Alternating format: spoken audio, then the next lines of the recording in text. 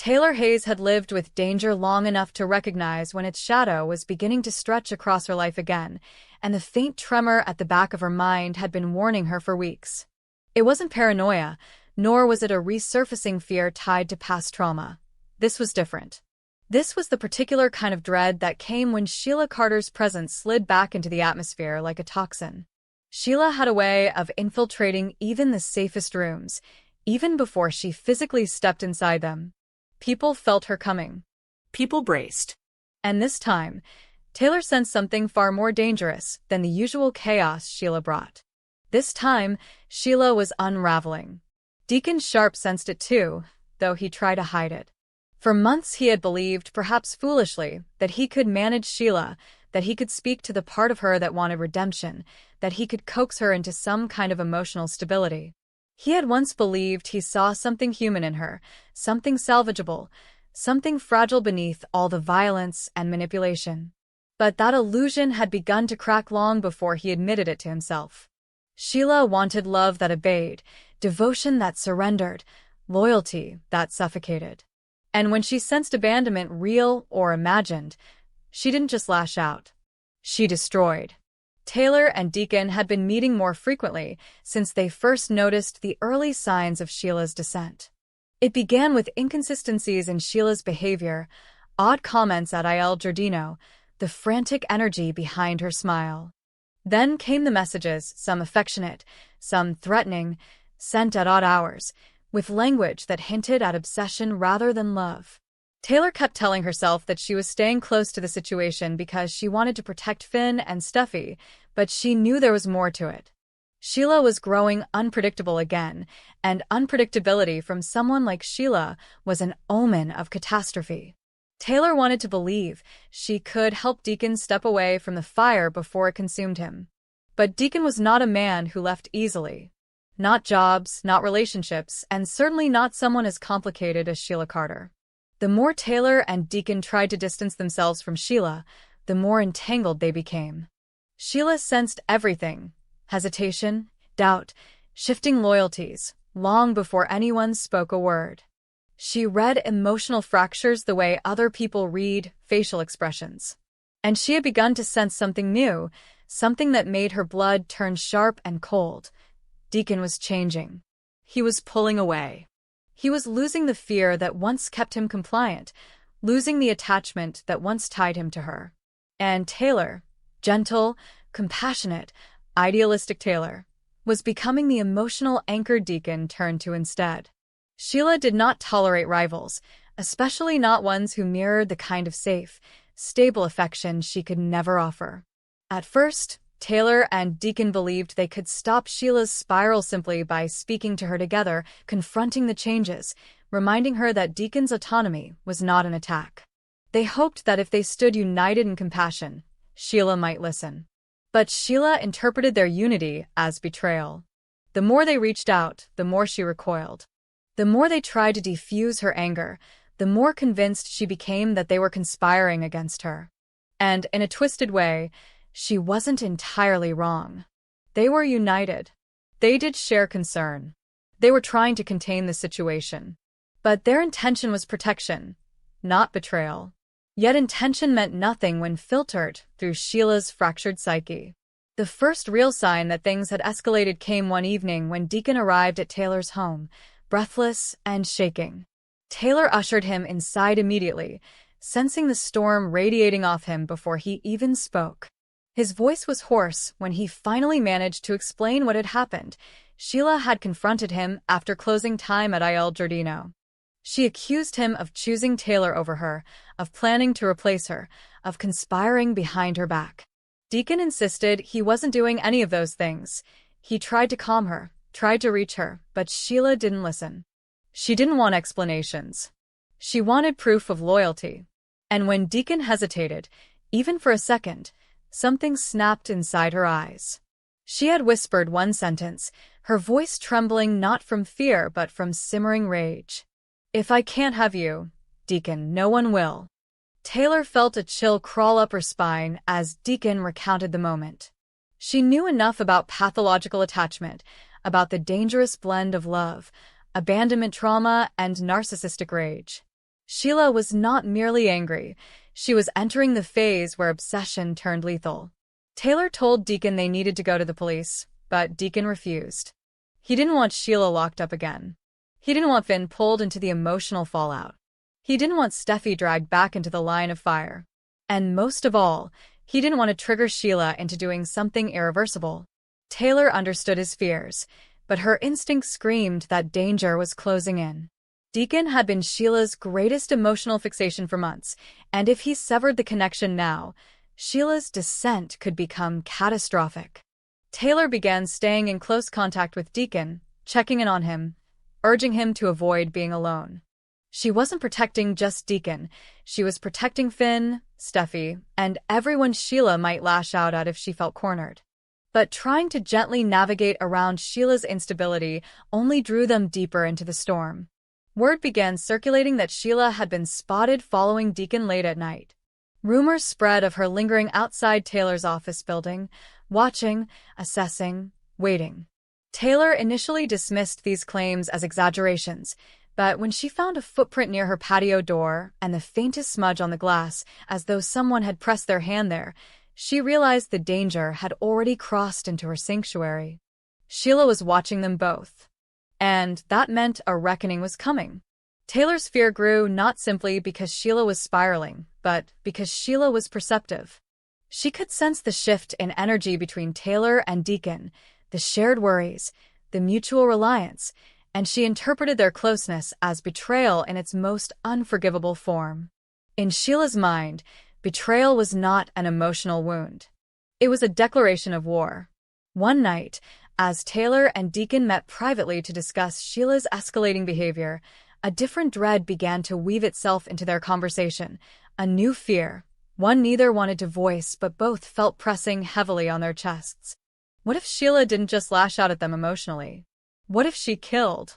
The idea came quietly at first, as all terrible truths do.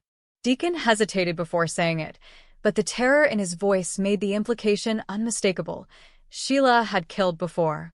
Sheila had hurt Finn. Sheila had shot Steffi. Sheila had left bodies behind wherever she went, sometimes by accident, sometimes by intention. And now she was unraveling in a way neither Deacon nor Taylor had seen before. Taylor tried to stay grounded, reminding herself that fear could warp perspective, exaggerate possibilities. But she also knew she couldn't dismiss the threat. Sheila was not operating within rational constraints anymore. And someone in Sheila's state, cornered, hurt, abandoned, was capable of unspeakable violence. Deacon confessed something that sent Taylor's heart sinking deeper than fear ever had. He believed Sheila might kill him. Not because he was her enemy, but because he meant too much to her. Because the thought of losing him could trigger the same kind of explosive violence Sheila had inflicted in the past. And worse than that, Deacon believed that if Sheila hurt him, she might frame Taylor, or someone close to Taylor, for the aftermath. Taylor felt the room tilt at the suggestion. The idea of being implicated in a crime she didn't commit was horrifying, but the deeper terror came from realizing how plausible it was. Taylor and Sheila had a long, tangled history. There had been therapy sessions, confrontations, moments of empathy followed by moments of betrayal. And Sheila, in her distorted version of reality, could easily twist any of those interactions into proof of motive. Taylor imagined a scenario where Deacon was found hurt or worse, and Sheila blamed her. She imagined the whispers around Los Angeles, the news stories, the flash of judgment in people's eyes. She imagined Finn watching her with confusion, doubt, heartbreak.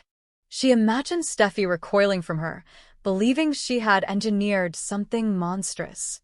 Taylor had spent her entire life trying to heal people, to repair what was broken in the world and in herself. But what terrified her most was the possibility that Sheila could destroy everything she had built with a single lie. As the days unfolded, Taylor and Deacon found themselves trapped in a delicate balancing act. They couldn't distance themselves from Sheila without provoking her, but they couldn't remain close without risking further entanglement. They couldn't go to the authorities without evidence, but they couldn't wait for evidence without risking someone's life. And then came the night everything changed. Deacon showed up at Taylor's home again, But this time he wasn't trembling. He was pale, hollow-eyed, and shaking in a different way. He explained that Sheila had confronted him once more, this time with a tone he had never heard from her before. Deadly calm. She told him she knew he was preparing to leave her emotionally. She told him she had been watching Taylor. She told him that betrayal, especially from someone she had given her heart, was a wound only blood could cure. Taylor felt the chill settle into her bones as Deacon repeated the final words Sheila had spoken before walking away into the night. "Don't make me do something we both can't come back from." Taylor realized, with dawning horror, that Sheila wasn't just threatening Deacon now, she was threatening all of them. And not just out of anger, not just out of heartbreak, but out of a twisted belief that she was justified, that hurting them was an act of love, of punishment, of righteous vengeance.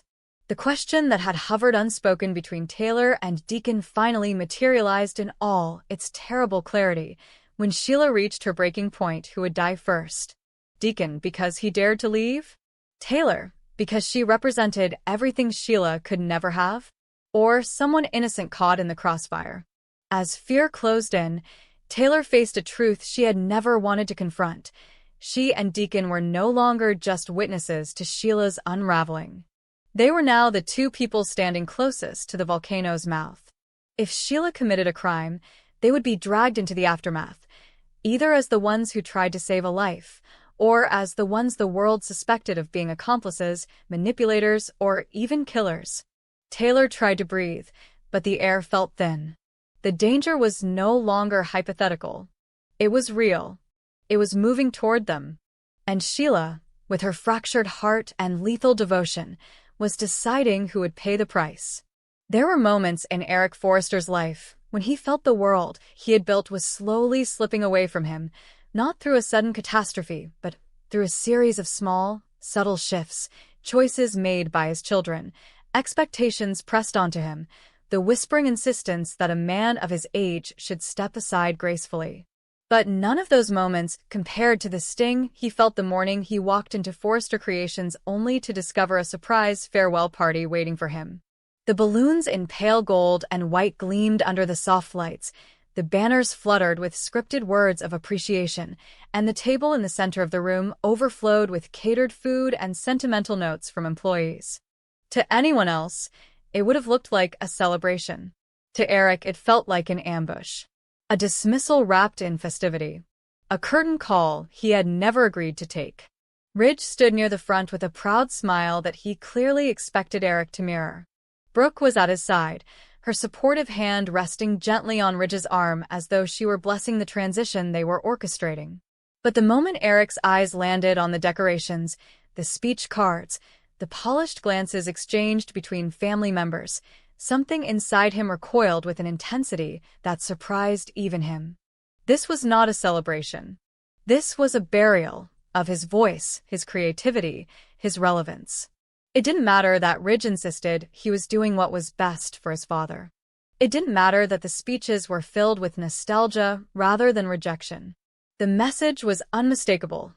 Eric Forrester's time was over. He turned away before Ridge could begin the speech he had undoubtedly rehearsed. Donna, sensing the storm gathering inside him, was the first to follow. She saw the tremor in his hands, the unsteady breath he tried to conceal. She knew him too well to mistake hurt for anger. Eric was not furious, he was wounded. Deeply, intimately, personally wounded. He walked out without looking back, each step echoing like a farewell he refused to accept. Donna reached him in the hallway and took his arm gently. He didn't speak. His silence carried a heaviness that made her chest tighten. She wanted to reassure him, to remind him that he had nothing to prove, but she also understood something the others did not. Eric didn't need validation. He needed autonomy. He needed the dignity of choosing his own ending, not having it chosen for him. When they finally left the building, Donna tried to soothe him with small, comforting words, but Eric's thoughts had already begun unraveling into a tangle of fear and defiance. Ridge had crossed a line, not out of malice, but out of arrogance. The Forrester legacy had become a throne Ridge believed he was entitled to inherit, even if it meant forcing the king into retirement. But Eric had never seen himself as a king. He saw himself as a craftsman, a creator, a man who lived through his art. And Ridge, blinded by his desire to lead, had failed to understand that stripping Eric of his work was stripping him of his identity. Donna watched him wrestle with the weight of the betrayal.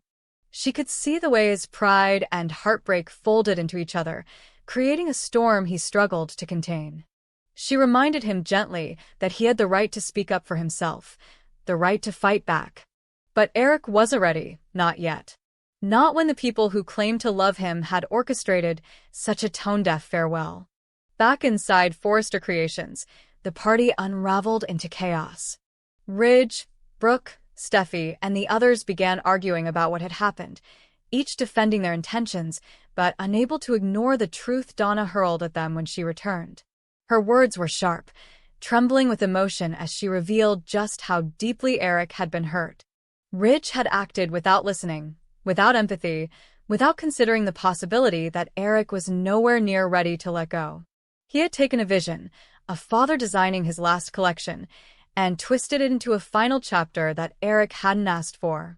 Donna's anger finally forced Ridge to confront the truth he had been avoiding. He had misjudged everything. He thought he had been easing his father into a peaceful, honorable retirement, but instead he had stripped him of his agency. Guilt washed over him like a tide, and for the first time, he acknowledged that he had been reacting not to Eric's needs, but to his own fear. The fear of losing his father. The fear of watching him decline. The fear of carrying the burden of leadership alone. Determined to fix things, Ridge went to speak with Eric, hoping to apologize, hoping to convince him that they could finish the collection together, hoping to salvage something from the wreckage of his mistake. But when he entered the office where Eric had taken refuge, his father didn't even look up. Eric's posture was rigid, his jaw clenched, his eyes fixed on a design sketch, as though it were the only thing tethering him to dignity. Ridge tried to speak, apologies, compromises, desperate reassurances, but Eric ignored him, refusing to validate his son with even a glance. The bitterness in the room was so thick Ridge felt it pressing against his skin. Eric's silence said everything. Trust had been broken, and Ridge could not repair what he did not understand. Nor did Ridge know that Eric's future was already shifting toward a path no one expected. Across town, Katie Logan was stepping into a new chapter of her life, one that would transform her not only personally, but professionally. Her engagement to Bill Spencer was still freshly whispered about, but already Bill was planning a wedding gift that would reshape the landscape of LA. Fashion. He wanted to give Katie something meaningful, something powerful, something that would allow her to build a legacy outside of the shadows of her sisters. And so he began assembling the framework for a new fashion brand, a brand that would bear Katie's name. Katie's excitement was quiet but real. She wasn't a designer, and she knew it. She didn't pretend to possess the technical skills or creative spark for fashion concept development. But leadership, vision, management, these were elements she understood. She had spent too many years watching Brooke dominate the spotlight, Ridge dictate the artistic direction of Forrester Creations, and Eric himself shape the industry. Katie admired that world, respected it, but she had never imagined stepping into it herself. Now, the doors were opening in front of her, and she faced a choice: step forward or retreat into the familiar. What she didn't yet realize was how connected her future would become to Eric's. It began with a conversation between Katie and Bill about needing a chief designer, someone with a seasoned eye, impeccable reputation, and deep understanding of couture architecture. Bill imagined bringing in someone bold, innovative, perhaps even controversial. But Katie wanted someone with heart, someone who understood the artistry rather than just the business. Someone with passion that hadn't dimmed with age. Someone exactly like Eric. The idea arrived in her mind gently, but settled with astonishing force. She knew Eric had always felt more respected, more understood, more valued by her than by most of the people in his own family. Their conversations, especially in recent months, had carried an intimacy built not on romantic tension but on shared vulnerabilities, her insecurities about being overshadowed, his fears of becoming obsolete. Katie had always admired Eric not just as a designer but as a man who refused to be defined by his limitations. And now, she realized she could offer him something none of his children had: freedom. Freedom to design without pressure. Freedom to lead without being questioned. Freedom to create without being told he had reached the end of his relevance. As Katie began imagining what her brand could become with Eric as its creative force, excitement began to replace the lingering bitterness she carried toward her sister. Brooke had always seen Katie as gentle, pragmatic, the sister with a quiet heart rather than a loud vision. But Katie was tired of being quiet. She was tired of letting other people's ambitions define her own boundaries. Starting a fashion brand wasn't just a business venture. It was a declaration that she was no longer the supporting character in her own life. Meanwhile, Ridge's attempt to mend things with Eric had failed, and the tension at Forrester Creations only grew thicker. Steffi sided with Ridge, insisting that Eric needed rest, insisting that the company could not keep bending around sentimentality. Zend watched the rift with increasing discomfort, understanding more than anyone how devastating it must feel for Eric to be pushed aside by his own blood. Donna hovered protectively, refusing to let Ridge twist the narrative into something noble. And Eric, feeling cornered, spent hours in his office sketching in silence, the crisp strokes of his pencil resembling battle lines drawn across white paper. There was talk, quiet but persistent, that Eric might walk away from Forrester Creations altogether. At first, no one believed it. Forrester was his life, his legacy, his identity. But as the days passed, the possibility became less unthinkable and more inevitable. And when Thomas returned, the shifting ground beneath everyone's feet became even less stable. His arrival meant Deke and Zend would be pushed aside to make room for the prodigal son. There was no malice in it, just the natural gravity that pulled Thomas into the spotlight whenever he reappeared. But the timing was disastrous. Zend had been pouring his energy into his work, dreaming of finally earning Eric's respect. Deke had been clawing his way up from the shadows, hoping for acknowledgement, hoping to prove himself. Now both men found themselves erased by the mere announcement of Thomas's return. It didn't take long for whispers to start. If Eric left, who might go with him? Zend, eager to escape Ridge's favoritism? Deke, hungry for an opportunity to rise? Other designers who felt undervalued by the increasingly rigid hierarchy at Forrester Creations? Eric could start a rival brand. A real competitor. A fashion house with soul rather than politics. And he wouldn't need to look far to find allies. Day by day, Eric began to see the possibility more clearly. Not as a betrayal of Forrester Creations, but as a rebirth of everything he had loved about fashion. A studio without corporate structure choking inspiration. A brand built on teaching, nurturing, elevating emerging designers rather than discarding them. Katie, unaware that Eric was already contemplating leaving, continued refining her vision for her brand. She wanted elegance but not pretension. Innovation without losing tradition. She wanted her company to represent empowerment rather than ego. And every time she imagined who could help build that vision, Eric's name rose to the surface like destiny. She hesitated at first. She didn't want to exploit his vulnerability. She didn't want him to see her offer as rescue. But she also refused to underestimate him. Eric Forrester was not a man to be pitted. He was a man to be partnered with. And so, when Donna confided in Katie about the disastrous farewell party and the rift it had opened, Katie felt a strange mix of sadness and anticipation. The opportunity now lay in front of both of them. She knew she needed Eric, but she also realized Eric needed her.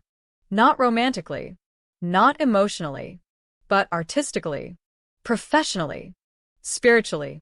When she finally approached him, a conversation that would change both of their futures, it was late in the evening, and Eric was sitting alone in his living room, sketchbook open on his lap. The lines on his design were bold, confident, full of life. Katie admired them before she admired him. She saw not a man exhausted by betrayal, but an artist burning with potential. Eric looked up when she called his name softly. His face, worn by frustration, softened slightly when he saw her. Katie didn't make small talk. She didn't ease into the offer. She spoke with the clarity of someone who had rehearsed her truth and was ready to risk everything to say it. And Eric listened. Not because he was ready to make a decision, but because for the first time in months, someone spoke to him as if he were not fading but rising.